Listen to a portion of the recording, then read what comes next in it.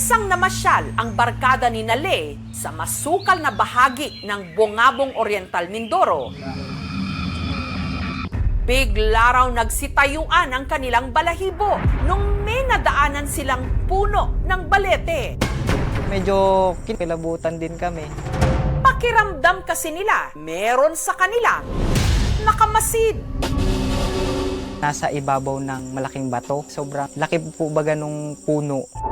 At sa paanan ng puno, may maliit na kuweba. Na-curious na rin kami, sinilip namin kung ano ba talaga yung meron doon.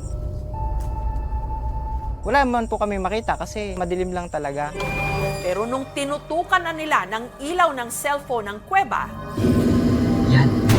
nanlaki ang kanilang mga mata. Hindi ko rin alam kung ano to. Nakita lang namin kanina. At hindi raw sila namamalikmata dahil ang kanilang nakita, nakunan nila ng video.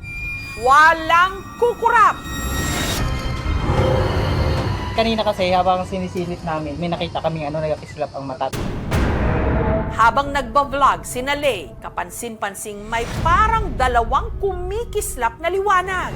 Ayun o, nandiyan pa o, yun o. Parang mga mata na tila sa kanila'y nakatitig.